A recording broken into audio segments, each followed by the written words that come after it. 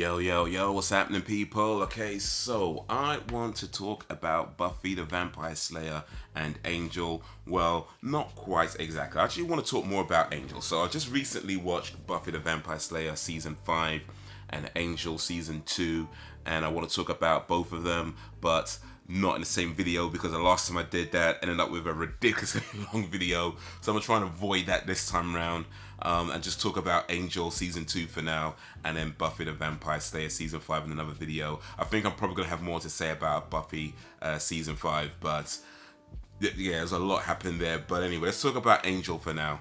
And yeah, this is not a review. This is more just me sitting down on my couch and rambling for however long this video is about some thoughts and feelings that I had whilst watching a TV show from 2001. 20-year-old TV show. And yeah, let you know what thoughts about it. Some of you guys have seen this already, some of you guys have not. I'm probably going to get into some spoilers. I'll try and avoid the big major spoilers, not that I think there was any. No, well, maybe a few, but I'll try and avoid the big stuff. But yeah, I'm probably going to say some spoilers if you haven't seen it. So as a quick non-spoiler review, I'll just say that yeah, I enjoyed it. I quite liked it. I believe I heard this is one of the weaker seasons of Angel. I wouldn't know, I suppose. I mean, I haven't seen the rest of it yet. I've only seen season 1 and 2.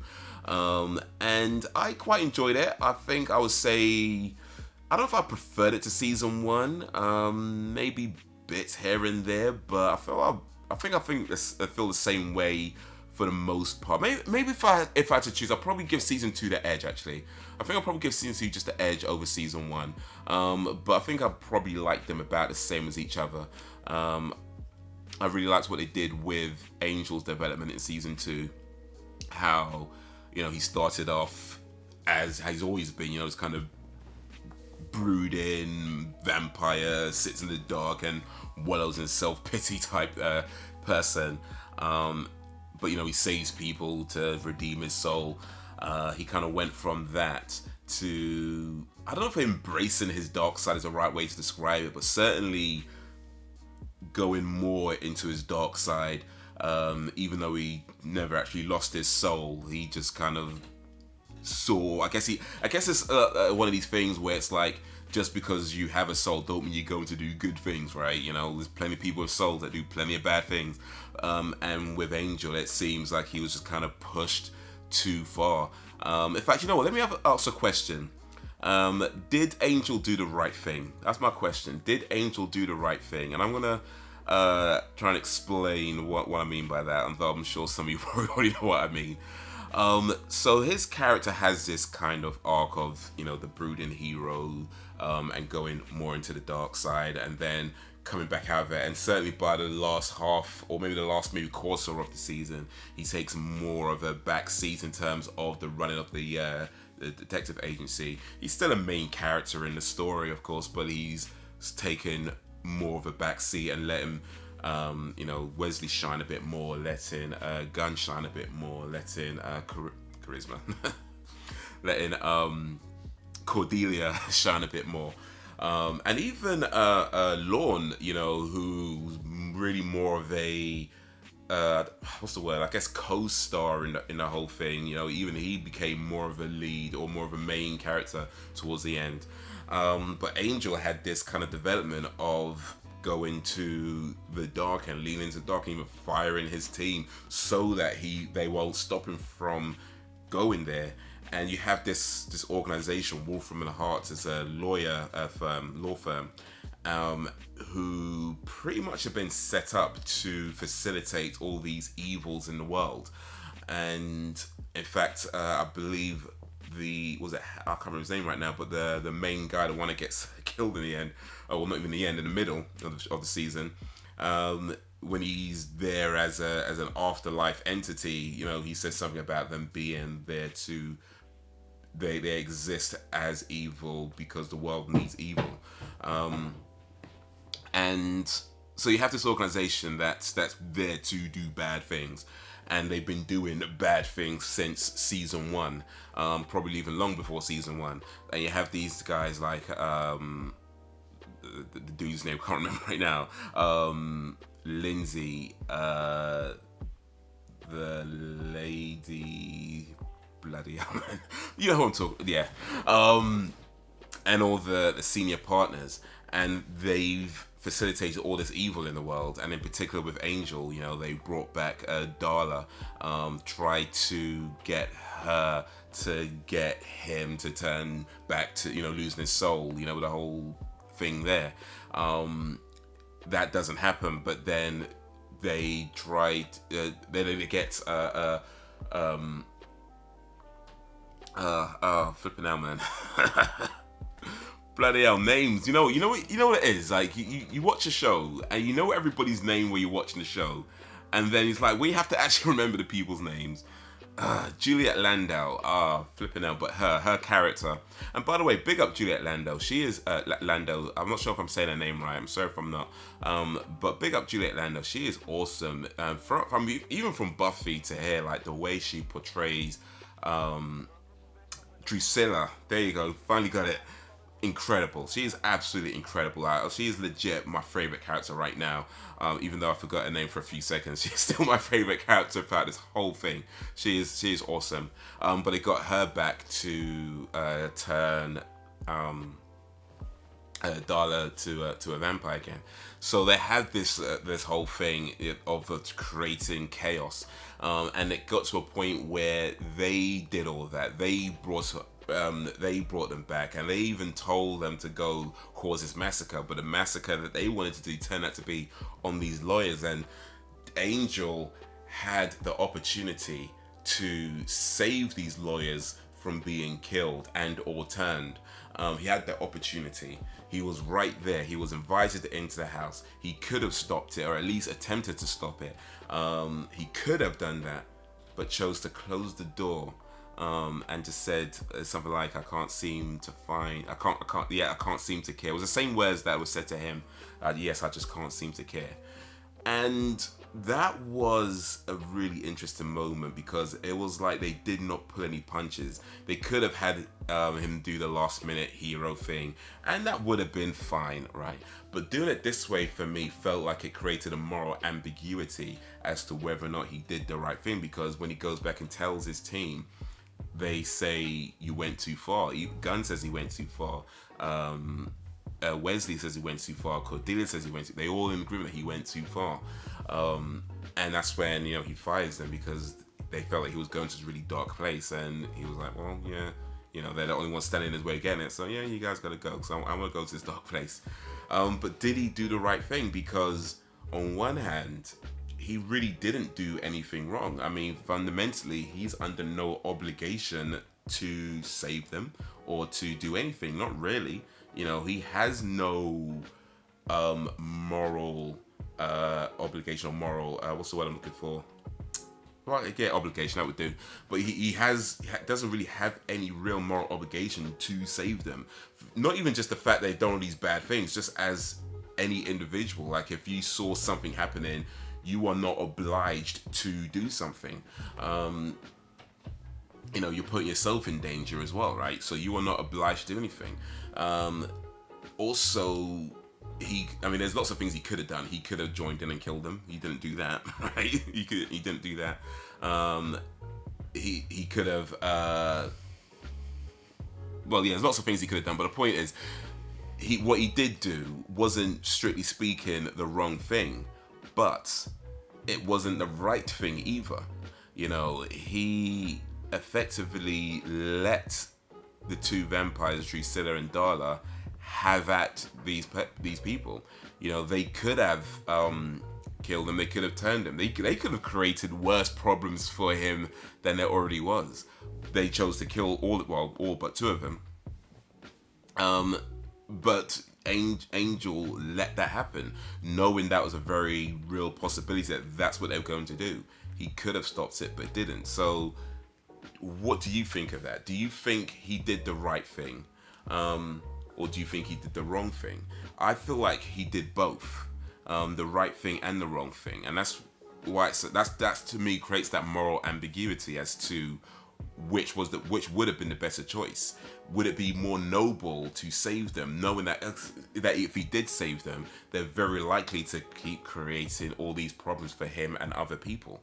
It's what they do. It was even what that guy, the boss guy that gets killed, admitted to, that this is what they do. Lindsay from season 1, he was like, he wanted to help him out one time, and then he just went right back to Wolf from the Heart when it offered him a promotion. So they are there to do this evil in the world. That is their purpose. That's the purpose of the organization. Saving them, had he saved them, they would just continue to do that. Or do you save them with the hope that they will change, and hope that their acts of kindness and mercy is that thing that's going to push them more towards doing good deeds? Do you do that? Is that the best thing to do? Each individual situation is going to be different, of course, but in this particular moment, what was the best thing to do? And though I feel like he didn't do anything wrong, it's also like I say, he didn't do anything right either. And which would have been a better choice, I guess we'll never know, right? We'll never know, because who knows what happened. Now, if you're going purely on the side of doing the right thing at the right time, and then I guess the right thing would have been to try to save them with the hope that leads them to do more good things. But when the reality is that that's just not happening, and that, how many times do you let somebody kill someone or kill people until you stop that person, right? If you see somebody stabbing somebody and he stabs another person, he stabs another person, he stabs another person, he stabs another person, do you just wait and be like, well, maybe we'll just hope that it'll stop? Or do you intervene and try to stop them? You know what I mean? So you're not obliged to intervene because you're putting yourself in danger. Regardless of whether he's done anything to you or not, you're putting yourself in danger, so you're not obliged to do anything. But not doing anything means that he kills more people. Doing something means you have a chance of stopping it, or getting killed yourself. So what is the right thing to do? What is the wrong thing to do? Is there a right thing to do? Or are they both right choices, or are they both wrong choices? So that's what's interesting to me about that. I don't know if he did the right thing, but I don't believe he did the right thing, but I also don't believe he did the wrong thing either. It's kind of somewhere in the middle. And does it lean more to one side than the other? It kind of depends on how you view things. I don't think there's really one way you could just answer that question. So yeah, that was a really cool moment in the show because of that ambiguity that it created, and where Angel goes from there as a character. And when he's gone through that, and even when he's setting Darla and Drusilla on fire, just like, man just didn't care. Which, by the way, I swear bare times they said the vampires can't breathe. Yeah, they're always smoking. Come on now, come on. But anyway, he set them on fire and just left them. This man just left them. It's like there was a point where even though he had a soul, that Angelus character was coming through a bit more than it normally does. And perhaps what that means, and no spoilers please, because I don't know, I've only seen up to season 2 so far, but perhaps what that means is Angel as a character is that he never really left Angelus behind, giving him a soul.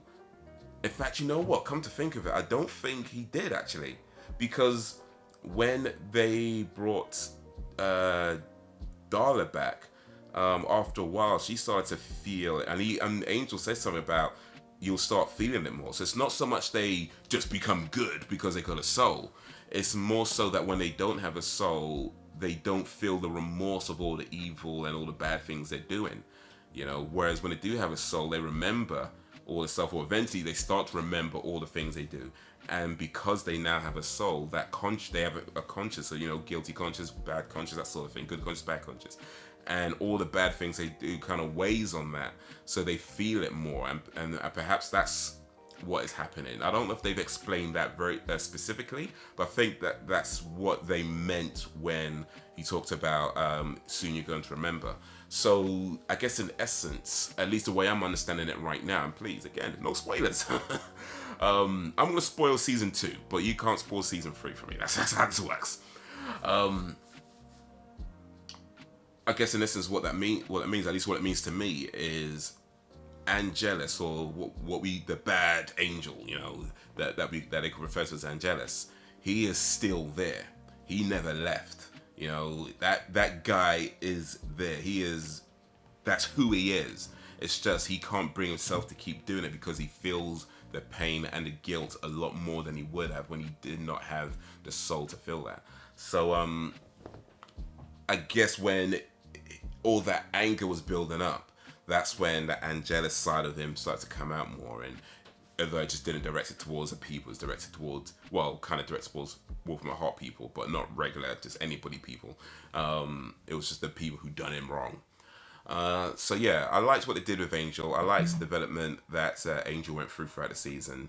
I liked how they developed Gunn as well. Though I would say, maybe I'm misremembering something, but I'm pretty sure when they introduced Gunn, I'm not sure if he was supposed to be homeless, or if he did have a home, he wasn't supposed to be living in some great conditions or anything. I'm pretty sure he's supposed to be on the poor, the poorer side of things. He ain't living in any kind of fancy house or nothing. I know they don't show his house, but it did show where they hang out. And it's kind of like a street gang vampire hunters, and they I'm pretty sure some of them were sleeping there, and they had different sections where some of them sleep and whatever, and they kind of all gather there. So they're not either they're supposed to be homeless, or at the very least they're not living in great conditions. Yet Gunn just has I could swear every episode or every other episode, dude's wearing the freshest clothes. Man's just busting Rockaware, Echo, bare brands, man's just busting out. And I'm yo, wait a minute, I swear this man's supposed to be poor. What's going on?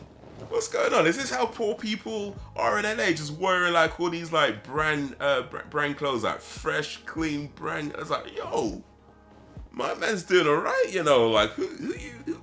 What's going on here?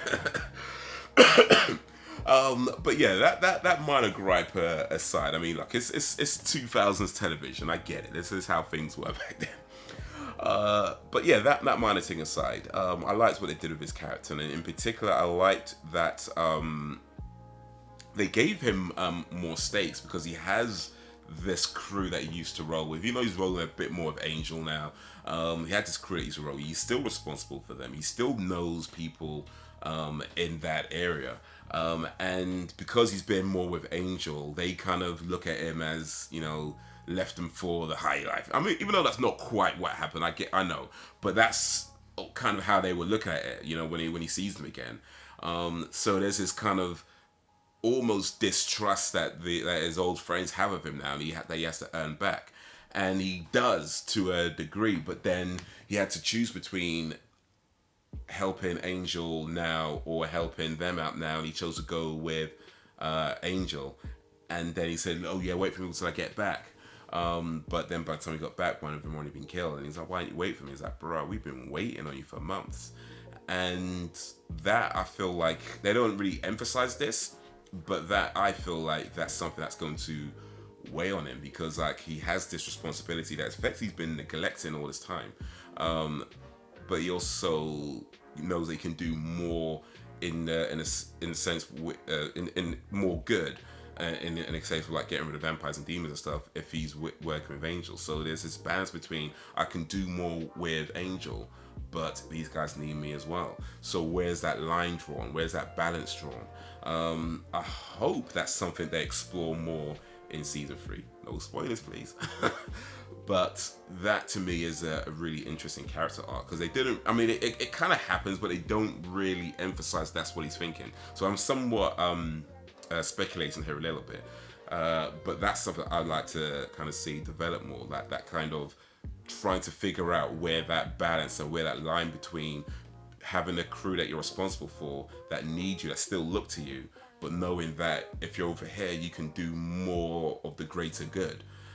Even though it's not the high life, then I might think it is. There's still, clanging and banging or whatever, right?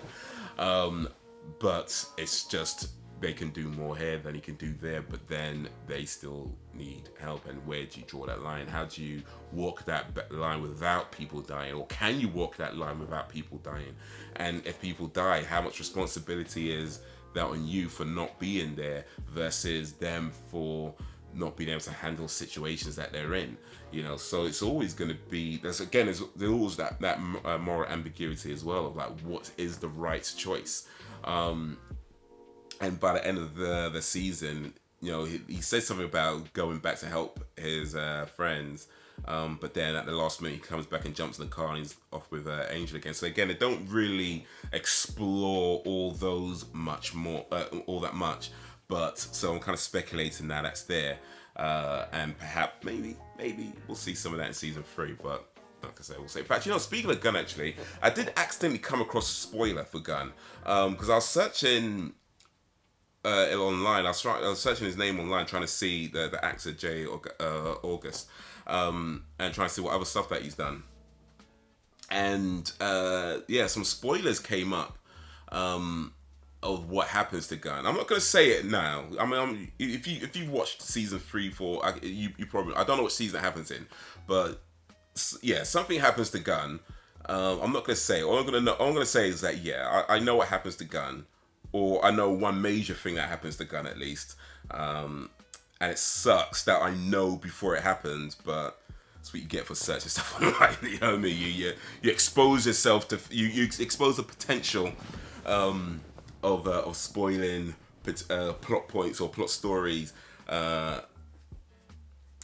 Actually, you know what? I remember what searching. I wasn't searching. I was searching actor, but I was. I remember what I was doing now. So I was trying to find out whether he was homeless or not. I was searching, is Gunn homeless? And that's when a spoiler came up.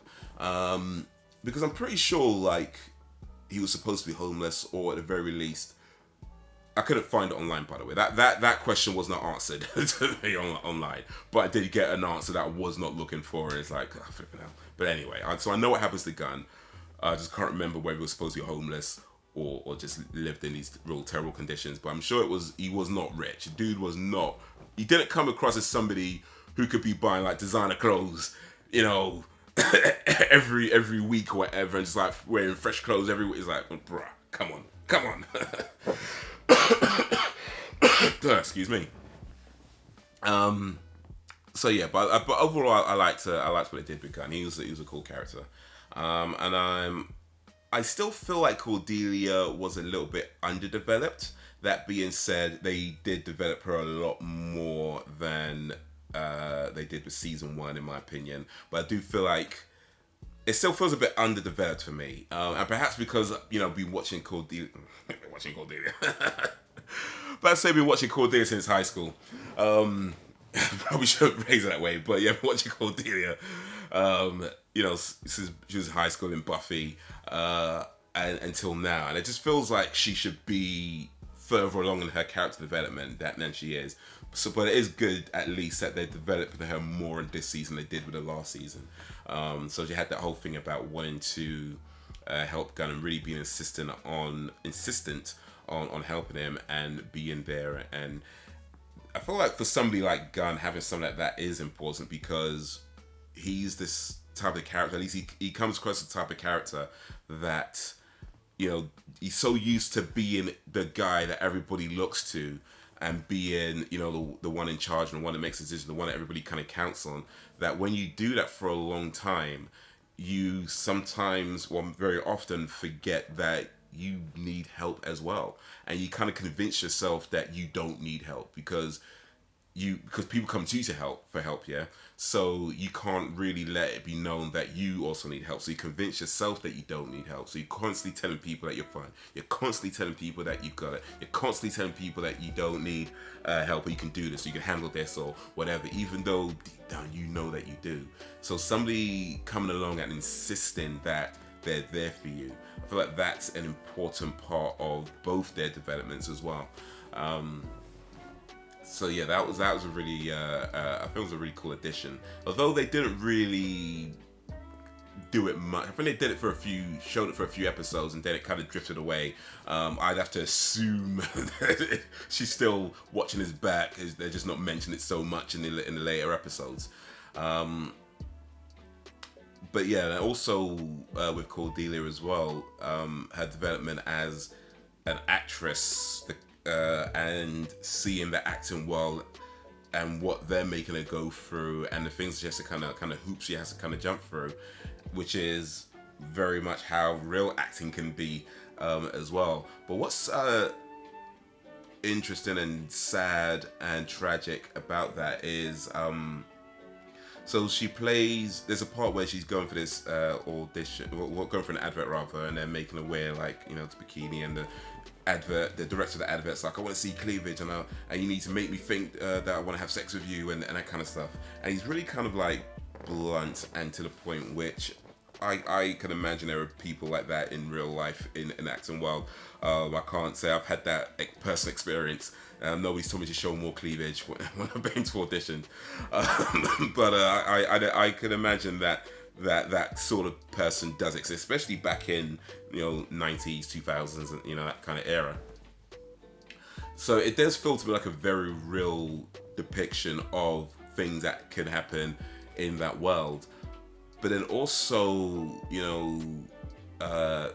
the actress Charisma Carpenter has talked about some of the issues she's had on set, and I believe, if I remember correctly, the problems were more on the Buffy set than the Angel set, or it might have been the other way around. But in any case, it's still issues of harassment and feeling maybe picked on or bullied or abused, whether verbally or any other kind of way. So it's kind of like I'm watching this scene of a lady playing somebody who is being abused, in a sense that the person in charge is using his power to make her feel that she has to do what he wants in the way he wants, exactly how he wants. Otherwise, she's gone. You're wasting my time. You're fired, and you could potentially never get another gig again. He's abusing his power to make her feel bad, so he can get her to do things that she's not comfortable doing. So that's the character that she's playing. That's the Cordelia character in that moment, played by the actress Charisma Carpenter, who's potentially going through that same thing, whether it was on the set of Angel or the set of Buffy. I know it's pretty much the same showrunners anyway. Maybe it was both sets, but the actress is going through that herself at the time, playing a character who's going through that. And you get the message in the show is that this is bad, that this is demeaning, that this is something that the character Cordelia kind of looks back on and feels that she said, I think when she was they made her princess, she said something about being degraded or some kind of word along those lines, and at the same time the real life actress is going through that same thing, run by people who are putting out this message of this is bad, but at the same time doing that to her and some of the other actors as well on set. So that is a tragedy, and that's not even a way that even gives it any kind of sense of what is really happening. Like it's a very hypocritical moment, and certainly not the only one, not the last, of course, either. But it's like when you watch shows sometimes and they have all these positive messages, which is great, right? But at the same time, what's going on behind the scenes, which you don't always know about until maybe years later, if ever at all, is that the people who are creating these and putting out these positive messages, they themselves are creating environments for people that suffer in those same ways, you know. So yeah, that's tragic. That is beyond tragic. Um, so yeah, uh, but I mean, big up Chris Carpenter all day, every day. Um, you know, I've seen a few interviews with her. Um, you know, some I think like maybe they were recorded a couple of years ago, or maybe a few years ago, something like that. But yeah, it's a real thing, and even with all like Me Too and everything else, don't think it's over. Those things still going on. And back in like 90s, 2000s, they were most likely a lot more rampant. But yeah, it's one of these things that lets you know that not everybody you think is a good guy is a good guy, and oftentimes, maybe often, it's not like I've done the research on this, but certainly oftentimes in my experience, people who go out of their way to create an image of themselves, as in a positive image of themselves, usually aren't, and it's often coming from a very disingenuous place, as this seems to show, for that, creating, sending a message of, don't demean yourself, or don't let people demean you, rather, or don't demean yourself either, that's just also too, but sending that message out, and at the same time, what are you doing to the people who work in that show? So yeah, there is that. So with Lorne, I want to talk about Lorne a little bit as well, because like this is one place where I felt they pulled their punches a little bit when Lorne, they go back to his home dimension, and he has trouble with people there because they think he's a coward and traitor and everything else, and they have Cordelia as a princess, but she's not really the princess because the priest is trying to control her. She pardons Lorne, thinking that was the end of it, so she can go off with this Grulag guy, or this handsome muscular dude. And for the priest to then try to wanted to show that they're the ones really in control. They chopped off Lorne's head and presented to her when they took the thing off, and you see the heads there. And that happened at the end of one episode, and then at the beginning of the next episode, you find out he's actually still alive, because like they have to destroy the body, and the body was swapped around. So imagine, and it was kind of like, I mean, Lorne's a cool character and everything, and I feel like how his use throughout the season, them come to him in this idea that he's comes from this place where everything's so like, black and white, and yes and no, this and the other, and so harsh, and there's no music, right?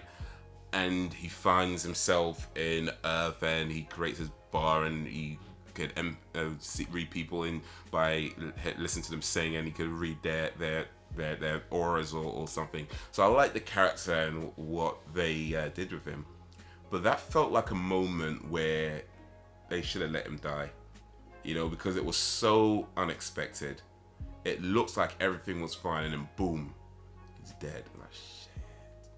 But he's not dead, so alright, well. And it's like, okay, cool, whatever. But I kind of felt like you pulled a punch there. You should just let it be, and let it be this tragic, sad moment, because I feel like sometimes you need that in shows, and especially a show like Angel, which is constantly on that darker side of things, right? We can't always have a happy ending, and so yeah, for me, I felt like that should have been a moment where they should have let him die, and perhaps it could have led to issues of getting back. I don't know. They could have all sorts of things could have done with that, I suppose. But yeah, it just felt like they pulled a punch there. I mean, it's cool that he's around, I guess. I mean, maybe we'll see more of him in season 3. No spoilers. But yeah, it did feel to me like that you pulled a punch there. You pulled a punch. Like you should have let him. It was unexpected, and sometimes those unexpected deaths are like, and they hit the hardest when you're like, oh. But the next episode, oh no, he's still alive. Okay, well, that meant nothing then. But yeah, so Angel season 2. Overall, I thought it was pretty cool. Yes, I liked it about the same as I liked season 1, maybe a little bit more. But apparently, people consider this to be amongst the weaker seasons. Maybe it is. I guess I have to watch season 3, 4, and 5, and then decide from there. But so far, as I've only watched seasons 1 and 2 of Angel so far, yeah, I'm pretty on board with it. It's a pretty solid season. Oh, Lindsay, by the way, yeah, Lindsay ended up walking away and apparently plays guitar. Lindsay's an interesting character. He's like, he's good, he's bad, he's good, he's bad, and then at the end he was like, I guess he did the right thing, or did he do the right thing by suggesting they promote? Was it Lyra? That's the name, Lila. I remember the name now. Yeah, suggesting they promote Lila, or maybe they were gonna promote Lila anyway. To be honest, I guess we don't really know because they never actually promoted Lindsay.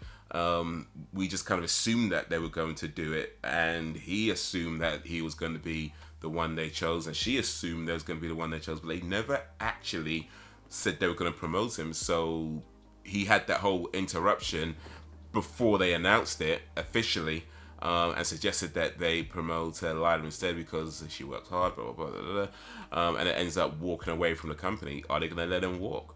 Don't answer that. No spoilers.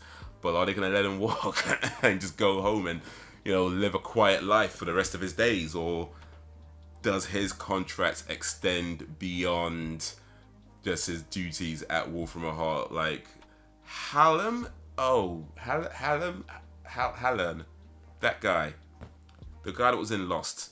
He was in Lost as he played like the husband of one of the ladies, and she's on one side of the island, he's on the other side of the island, and he ends hanging out with a bunch of people.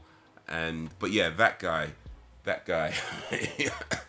his contract extended into his death apparently. Does Lindsay's contract extend beyond just quitting the company? I guess we'll see. Well, you might already know. I guess I'll see if I ever get around to watching it. Hopefully I'll get around to watching it at some point. But yeah. Overall pretty solid season. And yeah, that's pretty much what I thought of season 2 of Angel. And you know what? I decided to talk about these separately because I wanted to avoid making a ridiculously long video. And it turns out I ended up making a ridiculously long video anyway. So there you go. I guess it would have been a lot longer if I talked about both Buffy and Angel in one video. Apparently I'm talking for nearly 40 minutes just about Angel. So there's that. Anyway. Let me end this ramble. Let me know what you think of Angel Season 2. If you've seen it, drop any suggestions, recommendations in the comments, send them through and I'll see what I can do. Like, share, subscribe because we're doing this thing. More videos on the screen. Check out my other channels as well. Be much appreciated. But that's going to be it for the minute. So guys, until whenever, if ever, peace. And did Angel do the right thing? Let me know.